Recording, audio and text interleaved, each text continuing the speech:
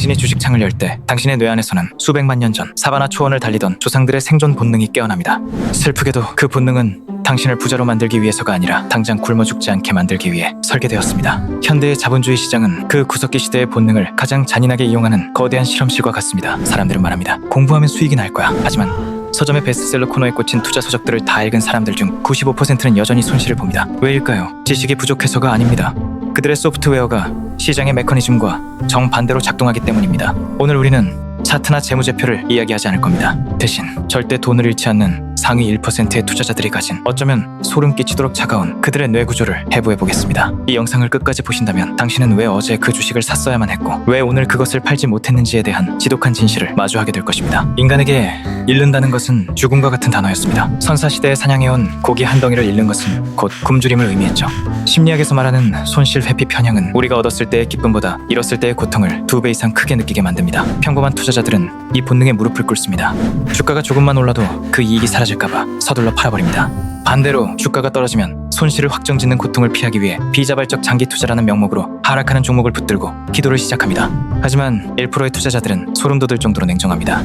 그들은 손실을 실패가 아닌 비용으로 정의합니다. 식당을 운영할 때 식재료비가 드는 것처럼 투자를 할 때 손실이 발생하는 것은 당연한 경영행위라고 믿습니다. 그들은 감정과 숫자를 완벽하게 분리합니다. 당신이 계좌의 파란 불을 보며 심장이 조여올 때 그들은 단지 기계의 부품이 하나 마모되었군이라고 생각하며 교체할 뿐입니다.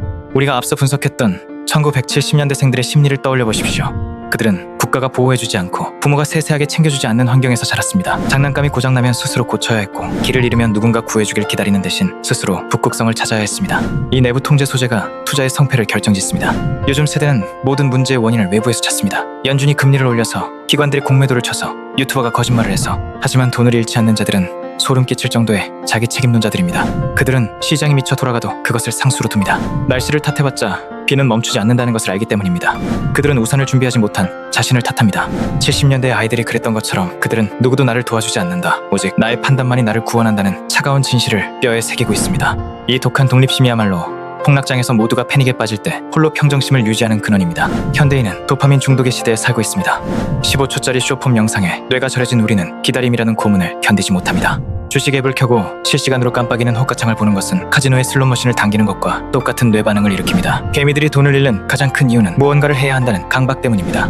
아무것도 하지 않고 가만히 있는 것은 뇌에게 가장 큰 고통입니다. 그래서 근거 없는 매수를 하고 의미 없는 매도를 반복하며 수수료와 세금으로 계좌를 녹여버립니다. 반면 상위 1%의 투자자들은 세상에서 가장 지루한 사람들입니다. 그들은 사냥감을 기다리는 악어처럼 몇 달, 때로는 몇 년을 가만히 엎드려 있습니다. 그들은 알고 있습니다. 투자의 수익은 거래할 때가 아니라 기다릴 때 만들어진다는 것을요. 남들이 매일매일의 변동성에 일희일비하며 뇌세포를 태울 때 그들은 도파민의 유혹을 거부하고 지루함이라는 파도를 탑니다. 그들에게 주식은 짜릿한 게임이 아니라 지독하게 따분한 농사와 같습니다.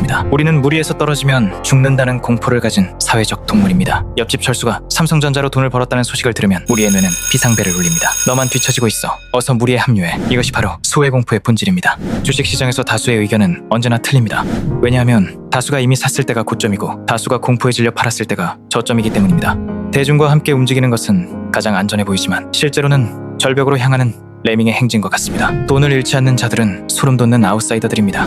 그들은 모두가 환호하며 파티를 즐길 때 조용히 짐을 싸서 나옵니다. 반대로 모두가 세상이 망할 것처럼 울부짖을 때 피냄새가 진동하는 시장으로 홀로 걸어 들어갑니다. 그들은 외로움을 즐깁니다. 남들과 다르다는 것이 그들에게는 가장 강력한 안전장치입니다. 당신은 남들과 다를 용기가 있습니까? 아니면 무리 속에서 함께 안심하며 파산하시겠습니까? 인간의 뇌는 자신이 틀렸다는 사실을 인정하는 것을 물리적인 통증으로 받아들입니다. 그래서 우리는 자신이 산 주식이 떨어지기 시작하면 그 주식이 왜 좋은지 설명해주는 정보만을 찾아 헤맵니다. 악재는 무시하고 호재만 수집하는 확증 편향에 무패 빠지는 것이죠. 커뮤니티에 들어가 자신과 같은 종목을 가진 사람들과 서로를 위로하며 버티면 승리한다라고 외치는 순간 당신의 객관성은 사멸합니다. 그것은 투자가 아니라 종교입니다. 하지만 진짜 투자자들은 자신의 가설을 파괴하는 정보에 열광합니다. 그들은 내가 왜 틀렸을까를 집요하게 묻습니다. 그들은 자신의 생각과 자아를 동일시하지 않습니다. 생각이 틀렸다면 즉시 쓰레기통에 던져버리고 새로운 가설을 세웁니다. 자존심을 지키는 것보다 계절을 지키는 것이 훨씬 중요하다는 것을 그들은 너무나도 잘 알고 있습니다. 그들의 뇌에는 성역이 없습니다. 모든 것은 의심의 대상이고 모든 데이터는 수시로 폐기됩니다. 많은 이들이 자신을 가치 투자자라고 포장합니다. 하지만 들여다보면 그저 물린 종목을 팔지 못하는 비겁한 도박꾼인 경우가 많습니다. 진정한 가치 투자는 철저한 계산과 통계 그리고 인내의 산물입니다. 70년대의 부모님들은 돈의 무서움을 알았습니다. 땀 흘려 벌지 않은 돈은 내 것이 아니라는 감각이 있었죠. 하지만 현대의 투자자들은 클릭 몇 번으로 인생 역전을 꿈꿉니다. 이것은 투자가 아니라 뇌가 만들어낸 신기루입니다. 돈을 잃지 않는 사람들은 기대값의 개념을 철저히 따릅니다. 확률이 낮은 곳에 전 재산을 거는 행위는 절대 하지 않습니다. 그들은 여러 번의 작은 손실을 감수하더라도 한 번의 큰 승리가 모든 것을 압도하는 구조를 설계합니다. 그들은 운을 믿지 않습니다. 오직 통계와 확률 그리고 자신의 규율만을 믿습니다. 그들이 시장에서 살아남는 이유는 운이 좋아서가 아니라 운이 나빠도 망하지 않는 구조를 미리 만들어 두었기 때문입니다. 계좌의 숫자는 단순히 돈의 양이 아닙니다. 그것은 당신의 인내심, 절제력, 분석력 그리고 감정 조절 능력의 총합입니다. 계좌가 마이너스라면 그것은 당신의 성격적 결함이 시장이라는 거울에 투영된 결과입니다. 절대 돈을 잃지 않는 자들은 자신의 계좌를 보며 매일 자아 성찰을 합니다. 그들은 실수를 기록하고 감정이 요동쳤던 순간을 복귀합니다. 70년대생들이 일기장에 자신의 하루를 기록하며 스스로를 다스렸던 것처럼 고수들은 매매일지를 통해 자신의 영혼을 다듬습니다. 투자는 기술이 아니라 수양입니다. 당신이 당신의 욕망을 다스리지 못한다면 시장은 당신의 그 약점을 파고들어 모든 것을 앗아갈 것입니다. 시장은 세상에서 가장 잔인한 스승입니다. 당신이 배울 때까지 똑같은 고통을 반복해서 줍니다. 그리고 그 수업료는 당신의 피 같은 돈입니다. 성공한 투자자들의 일상은 소름 돋을 정도로 단순합니다. 그들은 노이즈를 증오합니다. 텔레그램 알림, 실시간 뉴스, 전문가들의 화려한 전망. 그들은 이런 것들이 자신의 판단력을 흐리는 독약임을 압니다. 그들은 정보를 많이 얻는 것보다 중요한 정보를 깊이 있게 해석하는 데 집중합니다. 수천 개의 정보 중에서 단 하나의 진실을 가려내기 위해 그들은 고립을 자초합니다. 스마트폰을 끄고 숲을 걷거나 명상을 하거나 고전을 읽습니다. 반면 실패하는 개미들은 정보가 부족해서 망한다고 생각하며 끊임없이 정보를 찾아다닙니다. 하지만 그들이 찾는 것은 정보가 아니라 안심입니다.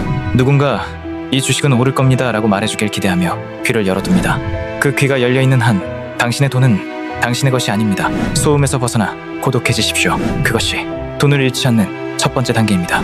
지금까지 우리는 절대 돈을 잃지 않는 1%의 소름 돋는 심리를 들여다보았습니다. 그들은 본능을 거스르고 지루함을 즐기며 대중과 결별하고 자신의 실수를 사랑하며 모든 책임을 스스로 집니다. 이것은 결코 쉬운 길이 아닙니다. 당신의 뇌는 끊임없이 과거의 본능으로 돌아가자고 유혹할 것입니다. 빨간 숫자를 보면 흥분하고 파란 숫자를 보면 공포에 떨라고 명령할 것입니다. 하지만 기억하십시오. 부는 당신의 본능이 시키는 대로 행동했을 때 얻어지는 전유물이 아닙니다. 부는 당신의 본능을 이겨낸 사람들에게 시장이 주는 인내의 보상금입니다. 당신은 여전히 시장 탓, 남 탓을 하며 위로를 받으시겠습니까?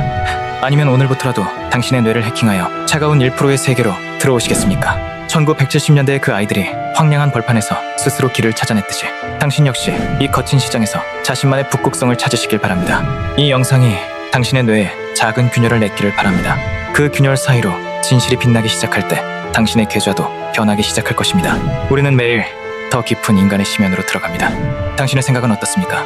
당신은 어느 세대이며 당신의 가장 큰 심리적 장애물은 무엇입니까? 댓글로 당신의 통찰을 공유해주세요. 이 메시지가 더 많은 이들에게 닿을 수 있도록 구독과 좋아요로 응원 부탁드립니다.